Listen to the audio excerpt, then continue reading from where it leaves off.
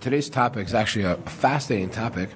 It's going to deal a little bit with hashkafic components to it as well as halachic components to it, and that is the nature of Birkas Hamazon. So take a look at the Sefer Chinuch is how we're going to start this morning. So he says, V'chein, Shar habrachos kulan hem d'Rabbanan. We know that all blessings, all brachos are rabbinic in nature, chutz, except for one, me'achas shimina Torah, v'chein hu meforash b'gemara b'brachos v'hi birchas haTorah lefaneha. That is birchas haTorah. People agree that we recite birchas haTorah before we learn. And even the Ramban says it's a separate. Listen, I mean, that's crazy. There's a mitzvah min Torah to recite birchas haTorah, not separate and unique and distinct from Talmud Torah. Okay, that's not everyone agrees with that.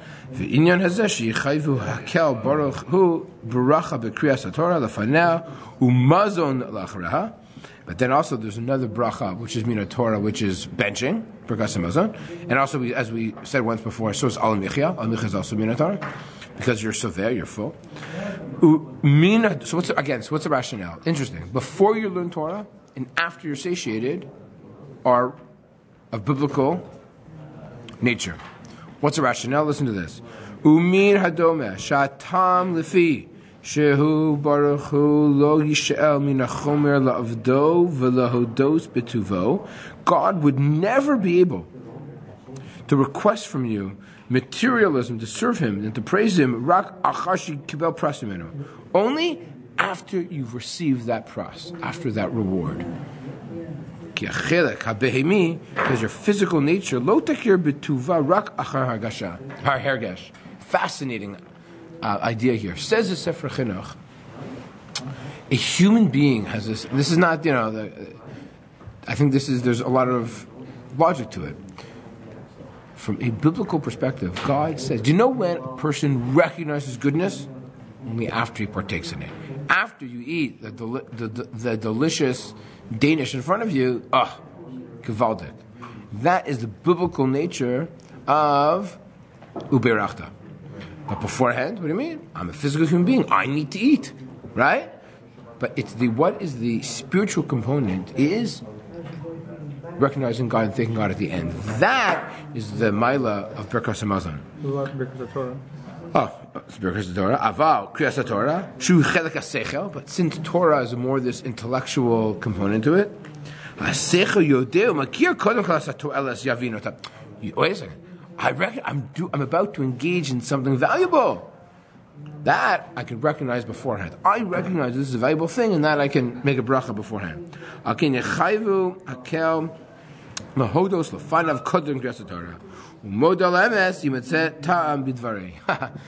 And when he recognizes the truth, we'll appreciate what I'm saying. Very interesting Sefer Chinuch, right? Where it is the physical nature. So again, the spiritual component of eating is much more appreciated afterwards. When you finish and you're satiated, you recognize, wow, now I've been transformed. Then I recite a bracha. Interesting way of looking at it. Okay, that was the hashkafa component. Here we go. 51. Says the Shulchan Aruch. Here we go. I once gave a shir on this many years ago, which is a fascinating shir. When you daven, when you make brachos, it needs to be audible. Meaning, you need to be able to hear what you're saying. La shmiya, oznav. What about if you just whisper and it's not audible to your ear? Or what about if you scan? Some people daven by scanning. Right? My wife's grandfather, for Shalom, was a big minion guys. So he used to always say, when we go to a shul, they daven quickly. He would always say, no, they don't daven quickly. They're slow skippers. They people who don't even scan, they just skip, right? Mm-hmm. So I think there's are you yotze, you're not yotze? This says there's many interesting ways. What about if it's a suffix if you recited a bracha? Maybe you should do, just say the bracha in your head. Right? Because don't say it out loud, because maybe it's bracha v'talas. Maybe just think of the bracha. Is there any to'elas to that? Anyway, there's a whole very, very interesting, if you're in a place that's dirty and disgusting, and you shouldn't say a bracha, maybe are you allowed to think the bracha? Is there any value in here brachas at all? Okay, it's a very interesting discussion, but not for now. It says you need to make sure it's audible. B'di'evet, if it's lo ishmila, I mean, if you just say the words, but you don't actually hear what you're saying, you're yotze b'di'evet, but not l'chachila. Again, what's the bir minimum? You must emit a sound. So if you daven, if you recite brachos, and you're not really, there's no sound coming out, you've actually done garnished. Zilch. What? Okay, that's a good question. For tefillah, you need to say the words. Okay. Now, the question is this only because benching is doraisa? Right? The answer is no, it's not. You always have to do it that way. Okay, let's go on. Excuse me. 52. The inyan lish'ol b'birkas hamazon b'pnei yira o b'nei kavod. We know that what about, can you respond? Are you allowed to talk during benching? Right? Can you be mafsik? You're benching for kavod or yira, for a father, for the king, for whoever the case may be. Yesh mi she'omer shedina l'tfilah. So there are those who say it's the same status as the Amida. Wow. That's the highest in terms of its seriousness. In the modern era, even though we, being a prakim during Shema, there are people who show up in a year, we actually hold the halacha. In the modern era, I don't believe any king will behead you if they walk in the middle of daven, you don't respond. I think they can appreciate you. You wait a couple minutes. If your father speaks to you, I think, again, so generally speaking, with all these laws of yira and kavod really don't really apply so much today. But what's important here is how important benching is. No one says, benching is like psukkah de zimra, which also, believe it or not, you actually can't talk to psukkah de zimra, right? Halal. So you might do a bracha in the beginning, bracha in the end, you can't talk. Psukkah de zimra has broch shama yishtabach, can't talk. Halal. But this is not, Birkas Hamazon is not that level. I would have thought, intuitively, it's the same level as Psukkah de Zimra. No. It's much higher, like Tefillah. It says in Mishnah Berurah, She'ein shorlin u'meshivin klal. Mishnah Berurah says, it is like Shemona Esrei, nothing, no response, nothing, garnished. V'atam dematzinu sheichmiru chacham Birkas Hamazon she'mevarchin alai memakom ech bet kfila. Has a status of davening. Because when it comes to Kriyat Shema, you can actually say Kriyat Shema walking. Shema Yisrael, you have to stop. So if you're walking into shul and you're saying Shema, you have to say Shema with the tzibur. You have to stop, say Shema, then you can walk back to your seat to finish Marv. Usually it's Marv, usually it's Shachris. Right? But when it comes to benching, sit in the seat. You're not allowed to bench when you're wandering. This is very interesting about camp. If you're a madrich, the head counselor, what do you do about everyone walks around when you bench? You're singing, you're walking, you're what? Giving a free, right? So that's a very okay. What should you do for chiddush? That's a not conversation for another time. V'yish omrim ma'al vavcha ve'elach. That's referring to Shema. Okay, good. Next, in terms of 54. Actually, I don't want to do this because go to 56, please. When you bench, you must be seated. I always say, benching is the amida of yeshiva, right? It has a status like Shemona Esrei, just doing the sitting. But that's the level of chashivas that we have to recognize. It doesn't matter if you're eating when you're leaving your house, or omed, or miasev. Sometimes you might be standing up. Maybe you're standing when you're eating. When it comes to benching, you need to be seated. Why? Greater kavana when you are seated. I guess if you bench standing, the sense of haughtiness, ella yoshev be'ema, you sit with a sense of ema, with trepidation. What? So. Standing in front of the king. Standing in front of the king, not sitting in front of the king. Yeah, so I always thought that sitting has another component to it. And that is, for a meal, for food, for eating, we all know that when you eat, you should always sit, ideally, right? When you drink for kos of kiddush or of dala, it's your kaveh, right? You should sit. He says, Yoshev Salav. Interesting, I guess the amida is a kiddush.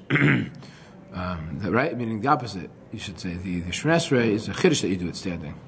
It doesn't make more sense to stand in front of the king. Stand in front of the king. You know what sits in front of the king, right? That's not going to go over very well. Sitting in front of the king. Okay, it's a different aspect to it, maybe. Like feel is more. There's more petitioning involved. petitioning all, but also, I mean, I don't know. Maybe there's more of a status of actually being before the king. This is more. It seems to be saying it's more about just having kavanah, having the proper set. Right. Or maybe he was more of asking something from the king, whereas benching's like just taking it. Yeah, that could be. Could be. There's a different right. You know, this same bakasha component to it. Right. There's no bakasha, but bakasha is not really. It's much more sheva. It's much more shevach. Yeah. Related. So, okay, good. Those are good points. But here, listen to Ramah 56. Nearly the lav dafka mevarich ela hu hadin kol hamasubin lo yeshu kol rosh ela beima im lo sakin afilu berach mahalach b'diavad yatsa. But if you're benching walking, you're still yotzei. For the first the daraisa brachos have a more stringent. More stringent, like right? Yes, the rachamans are already part of benching. Rachamans are. Rachamans, you can already wash dishes by rachamans. And I'm just kidding, right? I've seen people who after they finish it, they'll start start walking. Well, real yakis don't do the rachamans. Yeah, it could be. Usually, right. That's why you can add whatever you want. Your mother, your grandmother, state of Israel, right? You could do. Right, because again, it's not part of ikar of tefillah. You're done. Like for example, if you're benching with a cost, you put it down already, right? You don't need to hold the cost for the rachamans. Okay, let's finish this up. In 58. Interesting how each one got instituted. The rachamans again. I think they were over time. They weren't like done. I think different times, different things were added. Then the brach for Balabayis, right? But that's why that's mentioned in the Gemara. Oh, it is? The Gemara mentions a brach for Balabayis. Yeah.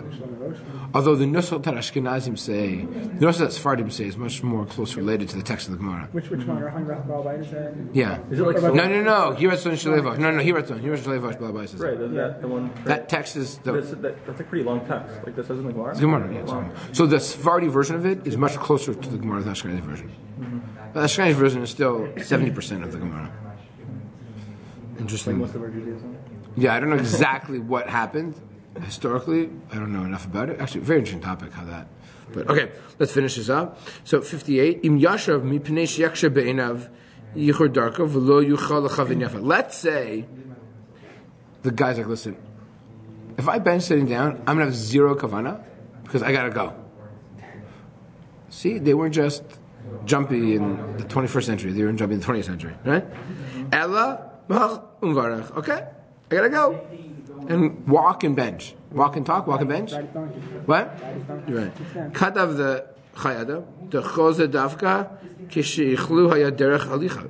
Okay, so that you'd be allowed to do if you're walking and eating.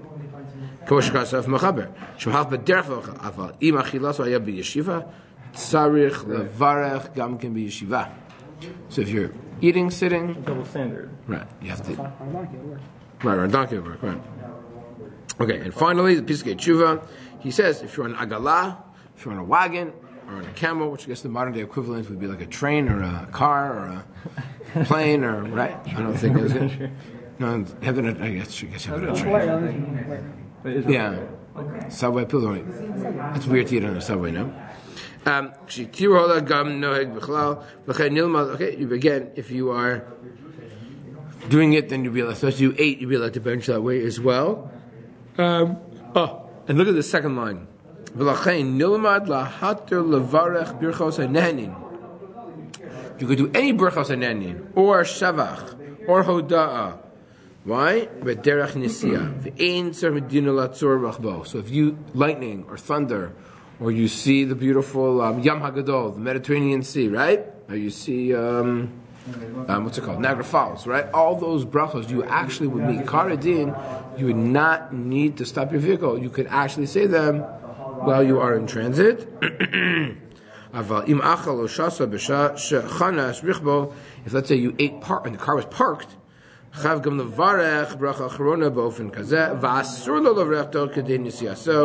as it says, this is much more complicated when you're on a road trip, right? Often you're on a road trip.